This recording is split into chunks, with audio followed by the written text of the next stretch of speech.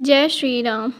अयोध्या में जैसा कि आप सबको पता है, अयोध्या में भगवान राम लला 22 जनवरी को विराजित हो रहे हैं, स्थापित हो रहे हैं। तो आपको करना क्या है, आपके घर अगर भगवान राम के अयोध्या से पीले चावल आए हुए हैं निमंत्रण के तौर पर, तो आप बहुत भाग्यशाली हैं। यदि आपके घर पे भी पीले चावल आए हैं तो आपको क्या करना है उनका, यदि आपके घर पे एक भी पीला चावल आया है तब भी आप बहुत भाग्यवान हैं कि भगवान राम ने स्वयं आपके घर में पीले निमंत्रण भेजे हैं। तो आपको उन चावलों को क्या करना है, यदि आपके पास एक चावल का दाना आया है तो उसका क्या करना है हम बताते हैं। उसको आप अपनी तिजोरी में, जहाँ पर आप रुपया पैसा रखते हैं, वहाँ पर रख दीजिए बरकत के तौर पर। यदि एक से ज़्यादा आपके पास चावल के दाने आए हैं तो एक को आप तिजोरी में रख दीजिए, दूसरा चावल का दाना आप अपने रसोई घर में सुरक्षित स्थान पर ऐसे रखना कि वो झड़ के ना फिक जाए साफ़ सफाई में। तो आप एक कुछ डब्बी वब्बी में भर के उसको अच्छे से सुरक्षित रख दीजिएगा अपने रसोई घर में। और बाकी चावल बचे हुए को आप भगवान, जहाँ पर आपके भगवान विराजित हैं आपके घर के मंदिर में, कुछ छोटी पोटली बना करके कपड़े की ऐसे रख दीजिए, नहीं तो वो फिक जाएंगे और उनको सुरक्षित ही रखना है। तो आप एक छोटी सी कपड़े की पोटली बना करके उनको भगवान के घर के मंदिर में स्थापित कर दीजिए। और पीले चावलों को आपको उन दिन, जब 22 जनवरी पर भगवान विराजमान होंगे उस दिन पूजन पाठ में आपको उन पीले चावलों का उपयोग करना है। उपयोग करने के बाद उनको रख दीजिएगा, या तो अभी संभाल के रख दीजिए। 22 जनवरी को जो भगवान जी के पास आपने जो पोटली में मंदिर में चावल रख दिए हैं उनको उठा करके उस दिन पूजा पाठ में, जब आप पूजन करेंगे भगवान राम का, उस दिन उपयोग में लेना। तो हम पूजन कैसे करेंगे 22 जनवरी को ये भी जान लेते हैं। आप अपने घर पर सिंपल तरीके से पूजन करना। आप अयोध्या तो जा नहीं पाएंगे, और जा रहे हैं तो ठीक अच्छी बात है, परंतु भीड़ बहुत रहेगी, इस कारण सब लोग अयोध्या नहीं जा सकते हैं। तो आप घर पर ही यह उपाय करें कि जो चावल आपके पास आए हैं, नहीं भी आए हैं तो आप अपने घर के चावलों को हल्दी से पीला कर लीजिए और उनसे भगवान राम जी की पूजन करनी है। अब आपको पूजन कैसे करनी है, आपके घर में राम दरबार की तस्वीर हो, फोटो हो, या रामायण हो, या सुंदरकांड जिसमें भी राम भगवान की, राम लला की तस्वीर हो, जिसमें भगवान राम, सीता जी, लक्ष्मण जी सहित विराजमान हो, ऐसी फ़ोटो मूर्ति को आप स्थापित कर लीजिए। और उस दिन आप जानते हैं सोशल मीडिया पे किसी भी तरीके से राम जी का अभिषेक होगा, राम भगवान की प्रतिमा को स्थापित किया जाएगा, वो वीडियोस दिखाई जाएगी टीवी पर, मोबाइल पर। तो आप उस दिन तैयारी रखें अपनी पूजन पाठ की, घर में दीप ज्योति सब तैयार करके रखें। मिष्ठान, जो भी कुछ मिष्ठान बना रहे हैं मिष्ठान बनाकर तैयार रखें। फूल दूर्बा, जो भी पूजन की सामग्रियां हैं, धूप दीप नैवेद्य सब कुछ, पूजन की थाली तैयार रखें। अयोध्या में जैसे ही राम भगवान का स्वागत होगा, राम भगवान की प्रतिमा स्थापित की जाएगी, उस समय पे आप भी अपने घर में उनकी विधि विधान से पूजन करें देख करके। यदि आपको वीडियो उपलब्ध नहीं हो पाती है तो आप जैसे डेली में भगवान का घर पे पूजन करते हैं उसी प्रकार से उनका पूजन करें। जो अक्षत हैं वो भगवान की प्रतिमा पर अक्षत लगाएं, फ़ोटो पर, और रोली चंदन से उनका टीका करें, फूल माला समर्पित करें श्री राम जी के मूर्ति पर, तस्वीर जो भी आपके घर में है।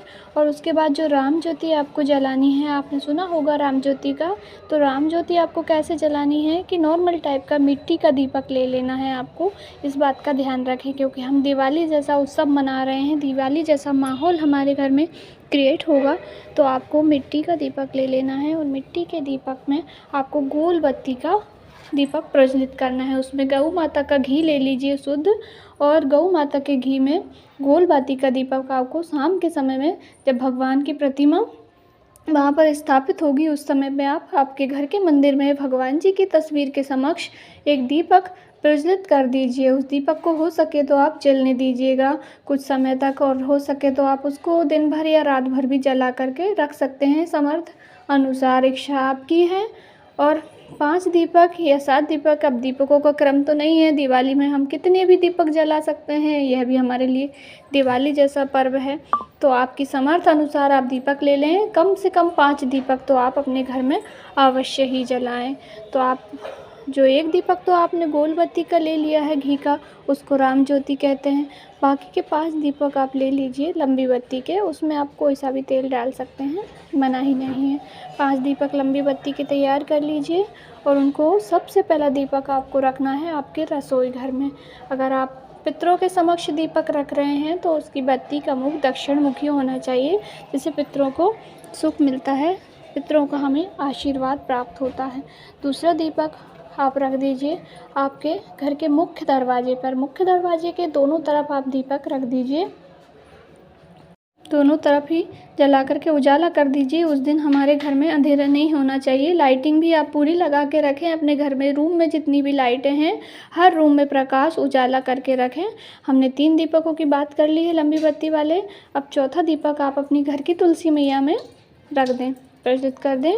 और उसके बाद जो 5वां दीपक है वो आपके घर में हॉल में जहाँ पर भी अंधेरा हो, कोने कोने में कहीं भी आप अच्छी सुरक्षित जगह पर रख दें। ऐसे करके आप दीपोत्सव मनाएं, दीप पर्व मनाएं। अपने घर में रंगोली हो सके तो बनाएं, तोरण लगाएं और ऐसे करके रामलला का स्वागत बड़े ही भाव भक्ति से करें। और जब आप पूजन करें तो आपके मन में श्रद्धा भक्ति होनी चाहिए और अच्छे से पूजन करें। साफ मन से, स्वच्छ मन से आप भगवान रामलला का स्वागत करें। घर में मिठाइयाँ बाँटें और भजन कीर्तन करें। हो सके तो सामूहिक रूप से भजन कीर्तन करें। आपके घर में बुला करके लोगों को भजन करवाएं। नहीं संभव ना हो सके तो खुद अकेले में ही भगवान राम की स्तुति करें, राम धुन करें, सीताराम का स्मरण करें। और रामचरितमानस का पाठ भी आप कर सकते हैं। और नहीं तो कुछ नहीं कर सकते तो अपने घर में भगवान राम जी के भजन अवश्य करके सुने और ऐसे करके पूजन करें रात्रि को।